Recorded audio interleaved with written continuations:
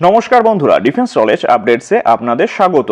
তো বন্ধুরা, বর্তমানে ফ্রান্স এক মহাসংকটে পড়েছে। আসলে ফ্রান্স এতটাই খেয়ে ফেলেছে যে তাদের সেটা হজম করার মতন সামর্থ্য নেই। আর আপনারা সবাই জানেন যে যতদিন পর্যন্ত ভারত ফ্রান্সের থেকে রাফেল যুদ্ধ বিমান কেনেনি, ততদিন পর্যন্ত ফ্রান্সের রাফেল যুদ্ধ বিমানের নাম বিশ্বের প্রায় অর্ধেকের বেশি দেশ শোনেইনি। আর সেটা এই কারণে নয় যে রাফেল যুদ্ধ বিমান কোনো অংশে বাকি যুদ্ধ বিমানের থেকে কম শক্তিশালী ছিল, বরং বাকি দেশ এটা জানতো না যে এই যুদ্ধ বিমান কোন প্রকারের যুদ্ধ বিমান, কিরকম টেকনোলজি আছে এই যুদ্ধ বিমানে, বা এই যুদ্ধ বিমানের পারফরমেন্সই বা কেমন। অর্থাৎ রাফেলের প্রতি মানুষের বিশ্বাসযোগ্যতার অভাব ছিল। তার সাথে ফ্রান্সের অস্ত্র জনসমক্ষে সেভাবে না আসার কারণে বিভিন্ন দেশ হয় আমেরিকার থেকে অস্ত্র কিনত, না হয় রাশিয়ার থেকে।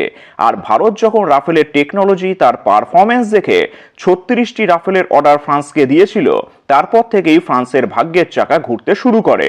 যদিও ভারত ফ্রান্সের থেকে মাত্র 36টি রাফেল যুদ্ধ বিমান কিনেছিল, কিন্তু তার বিপরীতে ভারত ফ্রান্সের প্রায় 100টিরও বেশি রাফেল যুদ্ধ বিমান বিক্রি করতে সাহায্য করেছিল।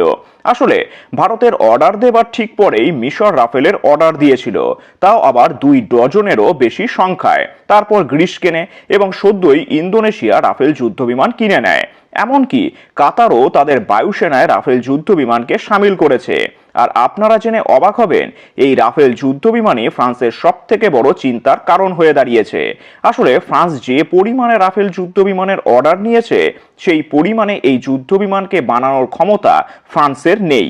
আর আপনারা জেনে অবাক হবেন, রাফেলের নির্মাতা ডাসল কোম্পানির হাতে প্রায় 270টি রাফেলের অর্ডার পড়ে আছে। অর্থাৎ প্রায় 270টিরও বেশি রাফেল যুদ্ধ বিমান বানিয়ে তাদের এক্সপোর্ট করতে হতো, কিন্তু তাদের সেই ক্ষমতা নেই যার মাধ্যমে তারা সময়ের মধ্যে রাফেল যুদ্ধ বিমান বানিয়ে তা এক্সপোর্ট করতে পারে। আসলে ডাসেল কোম্পানি ভাবতেই পারেনি তারা এত সংখ্যায় রাফেলের অর্ডার পাবে। পরিস্থিতি এমন জায়গায় দাঁড়িয়েছে যে ফ্রান্সের বায়ুসেনার জন্য 50টিরও বেশি রাফেল যুদ্ধ বিমানের প্রয়োজন, কিন্তু ডাসেল কোম্পানি তাদের দেশের সেনাকেই যুদ্ধ বিমান দিতে পারছে না। আর সব থেকে অবাক করা বিষয় এটাই যে ডাসেল কোম্পানি ফ্রান্সের সরকারকে জানিয়েছে তারা আরও একটি কারখানা নির্মাণ করার পরেও সময়ের মধ্যে ফ্রান্সকে 50টি রাফেল দিতে পারবে না। তাহলে বাকি রাষ্ট্রগুলোকে সময়ের মধ্যে কিভাবে যুদ্ধ বিমান ডেলিভারি করা হবে? আর এমন পরিস্থিতিতে ভারতও এখানে ফেসে যেতে পারে। তার কারণ আপনারা সবাই জানেন যে ভারত ফ্রান্সের থেকে রাফেল এম অর্থাৎ মেরিন ভেরিয়েন্টের অর্ডার দিয়েছিল, আর সময়ের মধ্যে তা ডেলিভারি হবে কিনা সেই বিষয়ে ভারত নিজেই চিন্তায় আছে। আর এমন পরিস্থিতিতে যে সম্ভাবনাটি তৈরি হয়েছে, তাতে ভারত লাভবান হতে পারে। তার কারণ হচ্ছে রাফেল যুদ্ধ বিমানকে না শুধু ভারতে তৈরি, বরং ভারতে তৈরি করে তা অন্যান্য রাষ্ট্রকে এক্সপোর্ট করার চিন্তা ভাবনা করছে ফ্রান্স। আর আপনারা জেনে খুশি হবেন, ভারতের কোম্পানি রিলায়েন্স এবং ফ্রান্সের কোম্পানি ডাসেলের মধ্যে একটি এগ্রিমেন্ট তৈরি হয়েছে, যার ফলে তারা নাগপুরে একটি রাফেলের প্ল্যান্ট বানাবে। আর ভারতের মধ্যেই যদি রাফেল যুদ্ধ বিমান তৈরি হয় এবং ভারত থেকেই তা ইন্দোনেশিয়া, ইউএই সহ অন্যান্য দেশে এক্সপোর্ট করা যায়, তাহলে রাফেল নিয়ে বড় সমস্যার সমাধান ভারত নিজেই করে দিচ্ছে। আর এতে করে ভারতের লাভ কি? তাহলে দেখুন, এই যুদ্ধ বিমান যখন বিদেশে এক্সপোর্ট করা হবে, তখন তার ট্যাক্স থেকে ভারতের ইনকাম হবে। তার সাথে ভারত রাফেলের যে অর্ডার দিয়েছিল, সেটাও সময়ের মধ্যেই ভারত হাতে পেয়ে যাবে। এছাড়াও এমার্জেন্সিতে যদি রাফেলের প্রয়োজন হয়, অর্থাৎ চীনের সাথে যুদ্ধ বা পাকিস্তানের সাথে যুদ্ধ, এমন পরিস্থিতিতে ভারত তার বায়ুসেনাকে শক্তিশালী করার জন্য নিজের দেশেই রাফেল তৈরি করে তা ব্যবহার করতে পারবে শত্রুদের বিরুদ্ধে।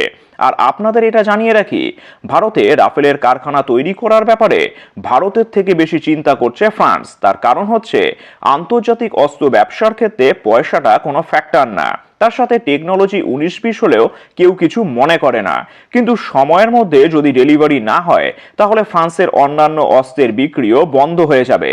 তার কারণ হচ্ছে পুরো অস্ত্র মার্কেটে এটাই প্রচার হবে যে পুরো পয়সা নেয়ার পরেও যে দেশ সময়ের মধ্যে অস্ত্র ডেলিভারি করতে পারে না, তার কাছ থেকে অস্ত্র নেয়ার কোনো মানেই হয় না। আর এর সব থেকে বড় উদাহরণ হচ্ছে রাশিয়া। রাশিয়া পুরো পয়সা নেওয়ার পরেও সময়ের মধ্যে সেই অস্ত্রের ডেলিভারি করতে পারে না। ভারত যখন রাশিয়াকে S-400 এর অর্ডার দিয়েছিল, তখন ভারতের না পয়সার সমস্যা ছিল, না টেকনোলজির সমস্যা। এটাই ছিল যে রাশিয়া কি পারবে ভারতকে সময়ের মধ্যে S-400 ডেলিভারি করতে। আর ফ্রান্সকে যদি তার অস্ত্র মার্কেটের রেপুটেশন বজায় রাখতে হয় তাহলে তার একমাত্র উপায় হচ্ছে ভারতের মধ্যে রাফেলের কারখানা বানানো। এই বিষয়ে আপনাদের কি মতামত তা নিচে অবশ্যই কমেন্ট করে জানাবেন। আর চ্যানেলটি ভালো লাগলে অবশ্যই লাইক, শেয়ার ও সাবস্ক্রাইব করে দেবেন। ধন্যবাদ।